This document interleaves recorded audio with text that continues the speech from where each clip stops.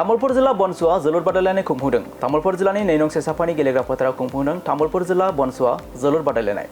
पाटकेजुलि आरो दक्षिण पलासकुरि गामिनि गेजेराव जागायो गिबि बादायलायनाया। गेलेमुनि हाबाफारिखौ बेखेवनानै होयो बनसुनि आफादगिरि ब्रिटेन इस्लारि बिथाङा। लोगोसे हाबाफारियाव बाहागो लाबावदों बनसुनि बोसोनगिरि पबित्र बर', बनसुनि लेङाइ आफादगिरि बिनाराम बर', कुमारिखाटा सेनियर सेकेन्डारिनि बिबुंगोरा सानसुमा बसुमतारी बिथांजों लोगोसे ओनसोलनि समाज सिबियारि बिथांमोना बाहागो लायो। आरो बे बादायलायनायाव गासै मोन 8 हानजाया बाहागो लागोन। बेनिनो जोबथा एबा फाइनाल जोलुर बादायलायनाया फैगौ 12 आगस्टआव जागोन आरो जोबथा जोलुर बादायलायनायाव देरहासार बान्था महरै 10,000 रां आरो नैथि देरहासार महरै 7,000 रांनि बान्था मोननो हागोन। जोबोद गोजोनथाव खौरां। दिनैहाय नैबे तामुलपुर जिल्लानि सिङाव थानाय सेसापानि होननाय गामियाव मोनसे फोथाराव जोंनि तामुलपुर जिल्लानि बानजायनायावहाय दिनै फुटबल बा जोंनिनो जोलुर बादायलायनायखौ जोङो दिनैहाय बेखेवबाय। जोबोद नाजानायनि गेजेरजों दिनैहाय जोंनि तामुलपुर जिल्लानि जेनाखि बर' माहारियारि फरायसा आफादनि टीमआ दिनै बेखौहाय मोजांथारैनो बेखेवनानै होनो हाबाय। बियो दिनै जागायबाय। मस्ट प्रबाबली 12 तारिखसोआव बियो फाइनाल जाहैनो हागौ। जा दिनैहाय गोबां बेबायदिनो मोननै टीमा दिनै जागायबाय।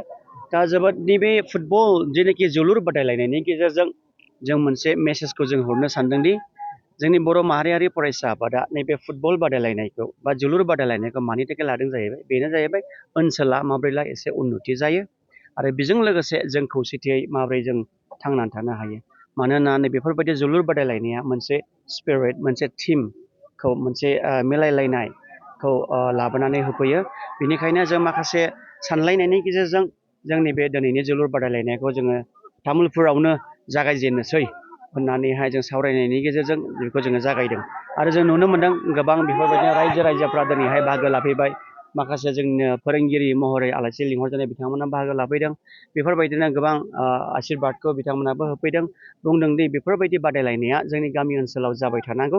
होनबा मा जायो? मोनसे इउनिटिया जोंनि गामि ओनसोलाव आरो जों गावजों गाव हारिजों हारि गुबुन हारिजोंबो बेफोरबायदि मिलायलायनानैहाय थानाया मोनसे परिस्थितिया फैयो होननानै। सोलोंथाइ बिथिंनि खेथ्रआव नोंथांमोना माबायदि खामानि मावनो सानदों? दिनै गोबां बर' फरायसालिफ्रा फोरोंगिरि गैयिनि थाखाय थैलांगासिनो बा फरायसाफोर गैयिनि थाखाय।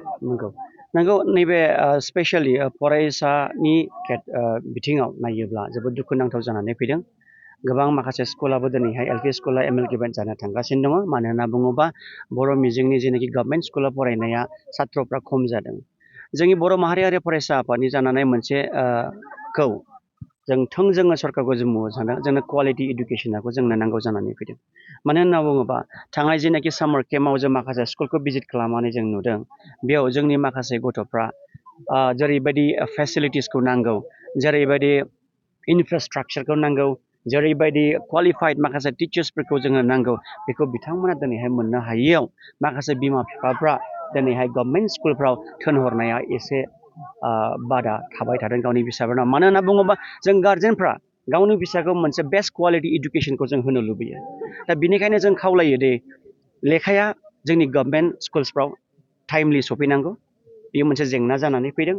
आरो बेजों लोगोसे जोंनि माखासे फोरोंगिरिफ्राबो क्वालिफाइड टिचार्सखौ जोङो जानो नांगौ। आरो इनफ्रास्ट्राक्चारनि बेलायाव जाहाथे मोनसे इडुकेसननि माखासे फरायनायनि इनभाइरनमेन्टआ जाहाथे स्कुलफ्रावनो फाउन्डेसन लेभेलफ्रावनो जाहाथे क्रियेट खालामनानै होयो बेखौ जोङो खावलायो। जोङो नुनो मोनदों दिनैहाय नन स्टप खामानिखौ जों मावलांगासिनो दङ बिभिन्न बेफोरबायदि फिल्डआवहाय। जोङो नुनो मोनदों स्पेसियेलि जों माखासे इडुकेसन सेक्टराव जों स्ट्रेस खालामदों। आरो बिनि बादै जोंनि माखासे कालचार, जोंनि माखासे टेलेन्टखौ श' खालामनायाव जोङो दायो खामानिबो मावगासिनो दङ। जोंनि सिगांहाय जों नुनो मोनोमोन गोबां बेफोरबायदि थियेटार जोंनि फाव फाथिना खालामनानैहाय जों श' खालामनाय, जोंनि टेलेन्टखौ जे एक्सप'ज खालामनाय। दा थिग बे बिथिङाव जोङो 15 तारिखनि थाखाय 15 आगस्तनि थाखाय जोङो थाग थियारि जानानै दङ। जोङो दा 30 जोहोलाव आरो जोहोलावजोफोरखौ जोङो ट्रेनिं होगासिनो दङ। बेफोरबायदिनो जोंनि माखासे थाखोमानाय माखासे टेलेन्टखौ जों माबोरैब्ला जों एक्सप'ज खालामनो हायो, जोंनि कालचारखौ जों माबोरैब्ला सास्टेन खालामनो हायो। जोंनो उइदिन BTC, जोंनि उइदिन बड'लेण्डल' नङा, आसामल' नङा, बुहुम नाङैनो जाहाथे जोंनि बर' कालचारखौ जों जाहाथे एक्सप'ज खालामनो हायो आरो जोंनि टेलेन्टखौ जों जाहाथे एक्सप'ज खालामनो हायो। सेन्सासनि बेलायाव जों गोबां फिडबेकखौ जों मोनबाय थादों मानो होनना बुङोब्ला नोंगौ सेन्सासखौ जों बयबो खालामनो नांगौ दानि एट प्रेजेन्ट जि जालांबाय थानाय सेल्फ इनुमारेसनाव जोङो जेब्लानाखि स्क्रल खालामनानै जोङो नुयो माखासे पर्टेलाव थांनानैहाय माखासे लेंगुवेज अपसनाव जेब्ला जों थांनानै नायो जोबोद दुखुनि बाथ्रा जेब्ला लेंगुवेज अपसनाव जों थाङो बेवहाय जों आसामाव आसामिसखौल' जों नुनो मोनदों नाथाय दुखुनि बाथ्रा बेनोदि जोंनाबो रावा बर' रावा दिनै 8 शेड्युलाव हाबनाय राव आरो आसामनिनो मोनसे अफिसियेल लेंगुवेज जेब्लानाखि जों स्क्रल खालामो गावनि अन भाषाखौ जों थुनो थाखायहाय अब्ला जों दिनैहाय जों जोंनि भाषाखौ जों मोननो हायाखै दा रावा जुदि गैयाब्ला जाथिया माब्रै सिनाय जानो रावजोंसो जों गावनि जातिखौ जों सिनायथिखौ जों होयो नाथाय दुखुनि बाथ्राया बेनोदि बेफोरबायदिया दिनै नुजाथियाखै राव गैयाब्ला जातिया थांनानै थानो हाया बेनिखायनो आङो खावलायो जोंनि माखासे माहारियारि आफादफोरखौबो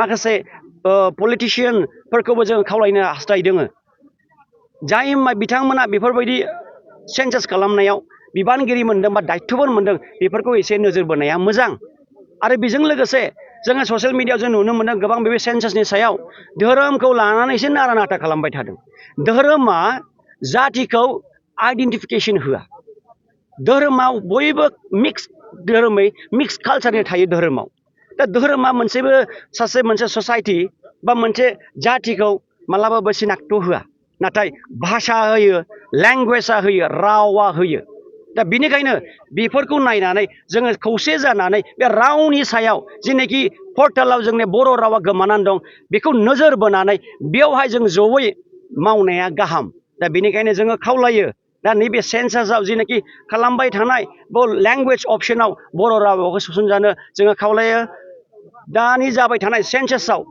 जाहाथे थाबैनो बर' रावा सोसननानै जों बर'फ्रा जाहाथे गावनि रावखौ 8 शेड्युलाव हाबनाय रावखौ जों जाहाथे सेलेक्ट खालामनो मोनो